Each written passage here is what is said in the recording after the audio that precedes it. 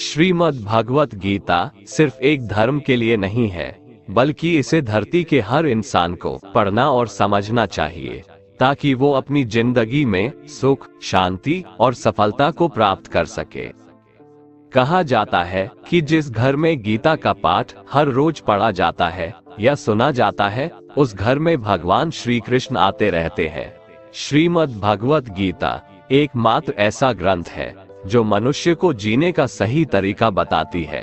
गीता जीवन में धर्म, कर्म और प्रेम का पाठ पढ़ाती है। श्रीमद् भगवत गीता का ज्ञान मानव जीवन और जीवन के बाद का जीवन दोनों के लिए उपयोगी माना गया है। गीता संपूर्ण जीवन दर्शन है और इसका अनुसरण करने वाला व्यक्ति सर्वश्रेष्ठ होता है।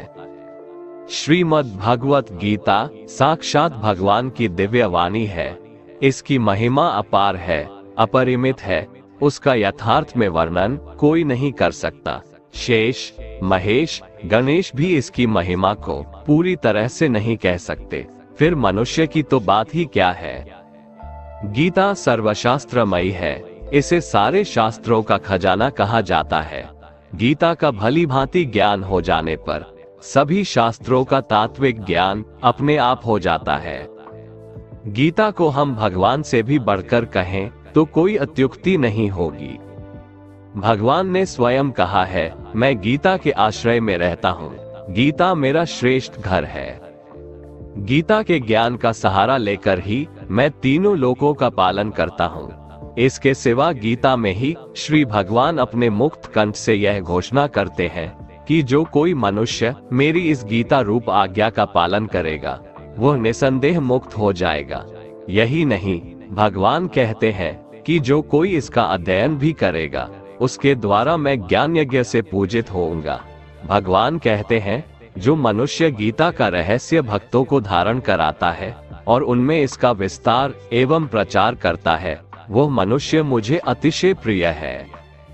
भगवत गीता में कुल 18 अध्याय है और 700 श्लोक है, जो सभी के लिए पढ़ पाना थोड़ा मुश्किल है। इसीलिए आज के इस बेहद ही खास वीडियो में हम श्रीमद् भगवत गीता के 51 विचारों के बारे में बात करने वाले हैं, जिन्हें जानकर आप श्रीमद् भगवत गीता का सही मतलब समझ पाएंगे। इसलिए इन विचारों को आप हर रोज रात में सोने से पहले सुने। तो चलिए जानते हैं भगवत गीता के 51 पावरफुल विचारों को। भगवान श्री कृष्ण कहते हैं, जिस प्रकार प्रकाश की ज्योति अंधेरे में चमकती है, ठीक उसी प्रकार सत्य भी चमकता है। इसलिए मनुष्य को हमेशा सत्य की राह पर चलना चाहिए। मृत्यु एक अटल सत्य है, जिसे कभी बदला नहीं जा सकता है। इस संसार का जब से निर्माण हुआ है, तब से जन्म मृत्यु का चक्र चलता आ रहा है।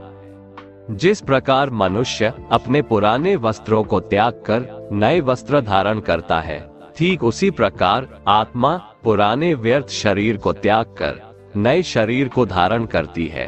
ये प्रकृति का नियम है। इस सत्य को स्वीकार करके भयमुक्त होकर आज में जीना चाहिए। ज्ञानी व्यक्ति ना तो मरने वाले का शोक करते हैं और ना ही उनका शोक करते हैं जो अभी जिंदा हैं, क्योंकि वो जानते हैं जो मर गया वो फिर से जन्म लेगा और जो जिंदा है वो एक दिन जरूर मरेगा। कर्म ही सबसे बड़ा धर्म है। भगवान श्री कृष्ण गीता में अर्जुन को उपदेश देते हुए कहते हैं, व्यक्ति कर्म करने के लिए ही पैदा हुआ है और बिना कर्म किए कोई रह नहीं सकता। मनुष्य को परिणाम की चिंता किए बिना अपने कर्तव्यों का पालन करना चाहिए। हमेशा अच्छे कर्म करने चाहिए, क्योंकि कर्म वह फसल है जिसे इंसान को हर हाल में काटना ही पड़ता है। क्रोध मनुष्य को नरक की ओर ले जाने वाला द्वार है। क्रोध करने से व्यक्ति का मन अशांत हो जाता है। वो आवेश में आकर कई बार अपना ही नुकसान कर बैठता है। भगवान श्री कृष्ण कहते हैं, मनुष्य को क्रोध करने से बचना चाहिए। कितना भी गुस्सा आए, स्वयं को शांत रखने का प्रयास करें। इस संसार में आज जो तुम्हारे पास है, कल वो किसी और का था, परसों वो किसी और का होगा। तुम यहाँ खाली हाथ आए थे और खाली हाथ जाओगे। मन पर नियंत्रण रखना जरूरी है। मनुष्य का मन वायु की तरह चंचल है। यह मन ही है जो मनुष्य को काम वासनाओं की तरफ भटकाता रहता है। अगर जीवन को सफल बनाना है तो मन पर काबू करना बहुत जरूरी है। मन को वश में करने से दिमाग की शक्ति केंद्रित होती है, जिससे कार्यों में सफलता मिलने लगती है। गीता के अनुसार जिस व्यक्ति ने अपने मन पर काबू पा लिया, वह मन में पैदा होने वाली बेकार की चिंताओं और इच्छाओं से भी दूर रहता है। साथ ही व्यक्ति अपने लक्ष्य को भी आसानी से प्राप्त कर लेता है। अगर मन को वश में नहीं करोगे तो वह तुम्हारा सबसे बड़ा शत्रु बन जाएगा। हमेशा शक करने वाला व्यक्ति कभी शांति प्राप्त नहीं कर पाता है, इसलिए संदेह करने से बचें। अधिक संदेह करने से मन की शांति भंग हो जाती है और व्यक्ति भ्रमित होकर अपने संबंधों को नष्ट कर डालता है। तन की सुंदरता मन को आकर्षित करती है, जबकि स्वभाव की सुंदरता हृदय को आकर्षित करती है। इसीलिए मनुष्य का स्वभाव हमेशा निर्मल होना चाहिए। कौन क्या कर रहा है, कैसे कर रहा है और क्यों कर रहा है, इन सब से आप जितना दूर रहेंगे उतना ही खुश रहेंगे। जिंदगी में हम कितने सही हैं और कितने गलत हैं, ये सिर्फ दो लोग जानते हैं, एक परमात्मा और दूसरी हमारी अंतरात्मा। भगवान श्री कृष्ण कहते हैं, जिस मनुष्य के अंदर ज्ञान की कमी और ईश्वर में श्रद्धा नहीं होती, वो मनुष्य जीवन में कभी भी आनंद और सफलता को प्राप्त नहीं कर पाता। मोह विनाश का कारण होता है। मनुष्य के दुखों का मूल कारण उसका मोह ही है। वो जितना अधिक मोह करेगा उतना ही अधिक कष्ट भी भोगेगा। पछतावा अतीत नहीं बदल सकता और चिंता भविष्य नहीं संवार सकती। इसलिए वर्तमान का आनंद लेना ही जीवन का सच्चा सुख है। सच्चा इंसान झूठे इंसान से तब तक नहीं जीत सकता जब तक वह झूठ, अन्याय और गलत के खिलाफ खुद लड़ने के लिए खड़ा नहीं होता। जिंदगी में कभी इतना सहना नहीं चाहिए कि सामने वाला आपको कमजोर समझकर बार बार चोट पहुंचाता रहे। किसी भी चीज का अत्यधिक सेवन नहीं करना चाहिए, क्योंकि अत्यधिक सेवन आपको उस चीज की आदत लगा देता है। जब भी जिंदगी में कोई मुश्किल आए, कोई साथ नजर ना आए, तो ईश्वर से प्रार्थना जरूर करनी चाहिए। नकारात्मक लोगों की बातों पर कभी ध्यान नहीं देना चाहिए और ना ही नकारात्मक लोगों के साथ कभी बहस करनी चाहिए। जिंदगी में कभी किसी के भरोसे मत बैठे रहो, क्योंकि तुम्हारे कर्म तुम्हें खुद करने हैं। जो लोग दूसरों पर आश्रित रहते हैं, वो जीवन में कभी आगे नहीं बढ़ पाते। गीता के अनुसार जैसे जैसे मनुष्य की आयु बढ़ती है, वैसे वैसे उसे इस बात का एहसास होता है कि उसने व्यर्थ ही उन लोगों को महत्व दिया जिनका उसके जीवन में कोई योगदान ही नहीं था। श्री कृष्ण कहते हैं, जिंदगी में कभी किसी इंसान का मोहताज मत बनना, वरना उसके सामने हमेशा झुककर चलना पड़ेगा। ज्यादा मीठे बोलने वालों से और ज्यादा तारीफ करने वालों से हमेशा दूर ही रहना चाहिए। जो आपके मुंह पर अपनापन दिखाए और पीठ पीछे आपको नुकसान पहुंचाए, ऐसे लोगों से दूर रहने में ही भलाई है। जिस रिश्ते में मर्यादाएं टूट जाती हैं, सही और गलत का फर्क समाप्त हो जाता है, वहां सर्वनाश होना तय है। श्री कृष्ण कहते हैं, जो तुम्हारा साथ देता है तुम उसका साथ दो, जो तुम्हें धोखा देता है तुम उसे त्याग दो। जिस जगह आपका सम्मान नहीं हो, वहां पर कभी जाना नहीं चाहिए, वरना लोग आपको कमजोर और बेवकूफ समझेंगे। जहां बारिश ना हो वहां फसल खराब हो जाती है, और जहां संस्कार ना हो वहां नस्ल भी खराब हो जाती है। जो लोग ये कहते हैं मेरे पास वक्त नहीं है, असल में उनके खास रिश्तों की गिनती में आपका नाम ही नहीं है। बात इतनी मधुर रखो कि कभी वापस भी लेनी पड़े तो आपको कड़वी न लगे। खुद में थोड़ा स्वाभिमान होना जरूरी है, वरना लोग आपको वहां भी दबाने की कोशिश करेंगे जहां आपका अधिकार है। जब तक तुम अपने आप से नहीं हार जाओ, तब तक दुनिया की कोई ताकत तुम्हें हरा नहीं सकती है। हे अर्जुन, न तो ऐसा है कि मैं किसी काल में नहीं था या तू नहीं था, अथवा ये राजा लोग नहीं थे, और ना ऐसा है कि इससे आगे हम सब नहीं रहेंगे। वर्तमान शरीर की उत्पत्ति से पहले भी हम सब थे और पीछे भी रहेंगे। शरीर के नाश होने से आत्मा का नाश नहीं होता। आत्मा अजर अमर है। आत्मा न तो मरता है और न ही जन्म लेता है, क्योंकि आत्मा अजन्मा, नित्य, सनातन और पुरातन है। शरीर के मारे जाने पर भी यह नहीं मरता। आत्मा को शस्त्र काट नहीं सकते और न अग्नि इसे जला सकती है। जल इसे गीला नहीं कर सकता और ना ही वायु इसे सुखा सकती है। भगवान कहते हैं, जो मनुष्य सुख और दुख में शांत रहता है, जिसके राग, भय और क्रोध नष्ट हो गए हैं, जो मनुष्य शुभ और अशुभ वस्तु को पाकर न प्रसन्न होता है और न द्वेष करता है, जिन्होंने अपनी इंद्रियों को वश में कर लिया है, वो स्थिर बुद्धि मनुष्य मुनि के समान है। ऐसा मनुष्य स्थिर चित्त और इंद्रियों को वश में करके ज्ञान द्वारा परमात्मा को प्राप्त करके हमेशा संतुष्ट रहता है। कमजोर तुम नहीं, तुम्हारा वक्त है और वक्त सबका बदलता है। तुम बस अपना कर्म करते जाओ।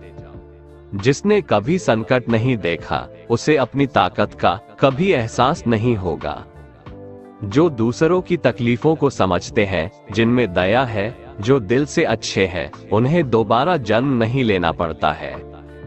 किसी को कुछ देकर घमंड मत कर, क्या पता तू दे रहा है या पिछले जन्म का कर्ज चुका रहा है। घमंडी मनुष्य का वंश, वैभव और प्रतिष्ठा तीनों ही चले जाते हैं। विश्वास न हो तो रावण, कौरव और कंस को देख लो। किसी पर विश्वास करना हो तो उनकी बातों पर नहीं, उनकी हरकतों पर ध्यान दो। गुस्से के वक्त थोड़ा रुक जाने से और गलती के वक्त थोड़ा झुक जाने से जिंदगी और भी आसान हो जाती है। भगवान श्री कृष्ण कहते हैं, जो मनुष्य मुझे जान लेता है, वह जन्म मरण के बंधनों से मुक्त हो जाता है। जो मनुष्य भगवद गीता को पढ़कर उस पर अमल करता है, उसके सारे दुष्कर्मों का प्रभाव समाप्त हो जाता है। जो भाग्य में है वो भाग कर आएगा और जो भाग्य में नहीं है वो आकर भी भाग जाएगा। जैसे हवा के झोंके नाव को भटका देते हैं, वैसे ही मनुष्य की इच्छाएं बुद्धि को भटका देती है। ये संसार मेरी ही माया है। ये संसार मुझसे ही उत्पन्न हुआ है। मैं ही इसका पालन पोषण करता हूँ और मैं ही इस सृष्टि का विनाश करता हूँ। मैं भूत, वर्तमान और भविष्य के सभी प्राणियों को जानता हूँ, लेकिन वास्तविकता में मुझे कोई नहीं जानता। समझदार व्यक्ति जब संबंध निभाना बंद कर देता है तो समझ लेना चाहिए उसके आत्मसम्मान को कहीं न कहीं ठेस अवश्य पहुंची है। प्रेम सदैव माफी मांगना पसंद करता है और अहंकार सदैव माफी सुनना पसंद करता है। कर्म ही तुम्हारी पहचान है, वरना एक नाम के यहाँ हजारों इंसान हैं। अच्छे कर्म करने के बावजूद भी लोग केवल तुम्हारी बुरी बातें ही याद रखेंगे, इसलिए लोग क्या कहते हैं इस पर कभी ध्यान मत दो। जितना हो सके खामोश ही रहना अच्छा है, क्योंकि सबसे ज्यादा गुनाह इंसान से उसकी जुबान ही करवाती है। किसी को धोखा देना एक कर्ज है जो आपको किसी और के हाथों एक दिन जरूर मिलेगा। एक अच्छी नजर वही है जो सिर्फ अपनी कमियां और दूसरों के गुण तलाश करती है। कभी उस व्यक्ति पर भरोसा मत करो जो वक्त के साथ स्वभाव बदल लेते हैं। जीवन में कभी किसी से अपनी तुलना मत करो, तुम जैसे हो सर्वश्रेष्ठ हो। सबको अपना जीवन बदलने के लिए समय मिलता है, परंतु समय बदलने के लिए दोबारा जीवन नहीं मिलता है। जो होने वाला है वो होकर रहता है और जो नहीं होने वाला है वह कभी नहीं होता। ऐसा निश्चय जिनकी बुद्धि में होता है उन्हें चिंता कभी नहीं सताती है। अच्छी नियत से किया गया काम कभी व्यर्थ नहीं जाता है और उसका फल आपको जरूर मिलता है। जीवन की सबसे बड़ी गलती वही होती है जिस गलती से हम कुछ सीख नहीं पाते हैं। तुम आज जो भी कर्म कर रहे हो उसका फल तुम्हें कल प्राप्त होगा, और आज जो तुम्हारे पास है वो तुम्हारे द्वारा किए गए कर्मों का फल है। भगवान श्री कृष्ण कहते हैं, कर्मयोग ही वह योग है जिसके माध्यम से हम अपनी जीवात्मा से जुड़ पाते हैं। कर्मयोग हमारे आत्मज्ञान को जागृत करता है। इसके बाद हम न केवल अपने वर्तमान जीवन के उद्देश्यों को, बल्कि जीवन के बाद की अपनी गति का पूर्वाभास प्राप्त कर सकते हैं। इस योग में कर्म के द्वारा ईश्वर की प्राप्ति की जाती है। श्रीमद् भगवद गीता में कर्मयोग को सर्वश्रेष्ठ माना गया है। गृहस्थ और कर्मठ व्यक्ति के लिए ये योग अधिक उपयुक्त है। कर्म योग सिखाता है कि कर्म के लिए कर्म करो, आसक्ति रहित होकर कर्म करो।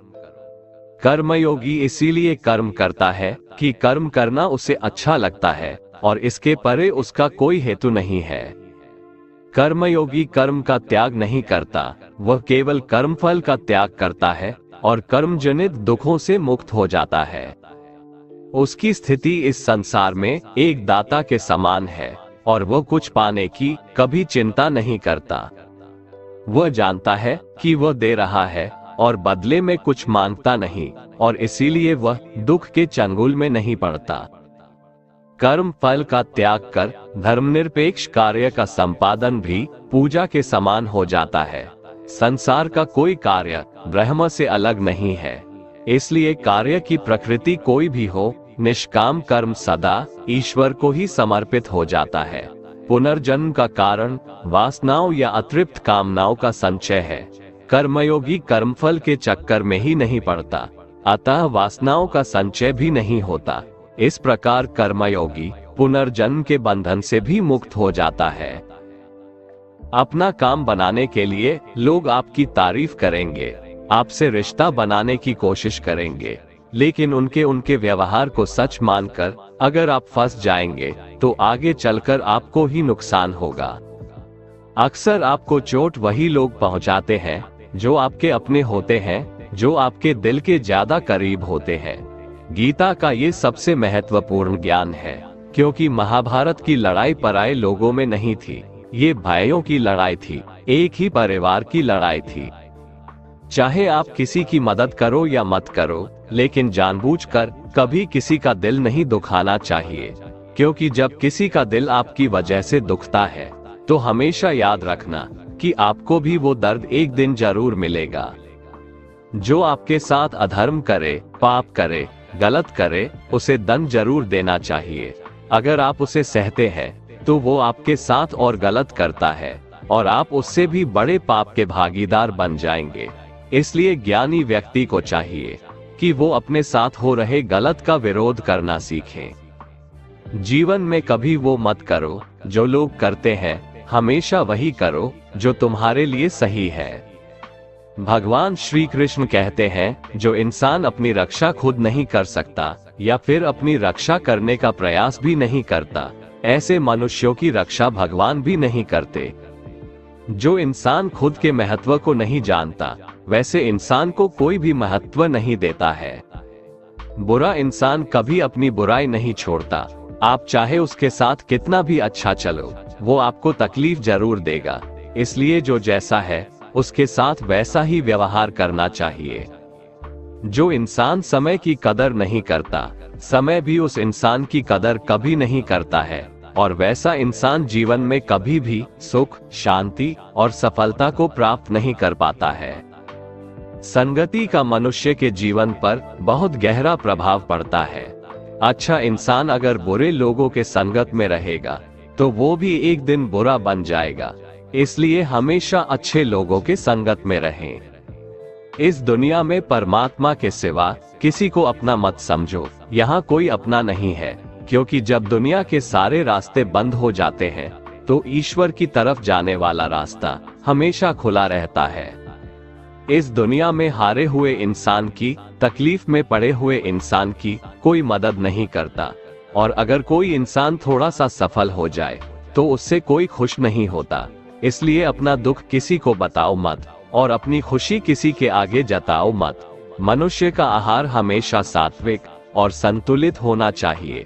जिस इंसान को ये समझ नहीं है कि क्या खाना चाहिए, कितना खाना चाहिए, कहाँ खाना चाहिए और कैसे खाना चाहिए, वो परमात्मा को कभी नहीं पा सकता। भगवान श्री कृष्ण कहते हैं, जिस प्रकार समुद्र की स्थिति अचल है, भारी से भारी आंधी तूफान आने पर या अनेक नदियों के जल प्रवाह उसमें प्रविष्ट होने पर भी वह अपनी स्थिति से विचलित नहीं होता, मर्यादा का त्याग नहीं करता, उसी प्रकार परमात्मा के स्वरूप में स्थित योगी की स्थिति भी सर्वथा अचल होती है। बड़े से बड़े सांसारिक सुख दुखों का संयोग वियोग होने पर भी उसकी स्थिति में जरा भी अंतर नहीं पड़ता। वह योगी परमात्मा में नित्य निरंतर अटल और एकरस स्थित रहता है। जो मनुष्य संपूर्ण कामनाओं को त्याग कर ममता रहित, अहंकार रहित और स्पृहा रहित होकर विचरण करता है, वही मनुष्य शांति को प्राप्त कर पाता है। जो मनुष्य श्रद्धा भाव से मेरी भक्ति करता है, मैं उसे वो हर चीज देता हूँ जो उसके पास नहीं है, और जो उसके पास है मैं उसकी रक्षा भी करता हूँ। जो मनुष्य मुझसे परम प्रेम करके इस परम रहस्य युक्त गीता शास्त्र को मेरे भक्तों में कहेगा, वह मुझको ही प्राप्त होगा, इसमें कोई संदेह नहीं है। उससे बढ़कर मेरा प्रिय कार्य करने वाला मनुष्यों में कोई भी नहीं है, तथा पृथ्वी भर में उससे बढ़कर मेरा प्रिय दूसरा कोई भविष्य में होगा भी नहीं। जो मनुष्य श्रद्धायुक्त दोषों से रहित होकर इस गीता शास्त्र का श्रवण भी करेगा, वह भी सभी पापों से मुक्त होकर मेरे परम धाम को प्राप्त होगा। दोस्तों, अगर आपको हमारा ये वीडियो पसंद आया तो कमेंट में जय श्री राधे कृष्ण लिखें, और ऐसे ही प्रेरणादायक वीडियो देखने के लिए हमारे चैनल को सब्सक्राइब कर लें। जय श्री राधे कृष्ण।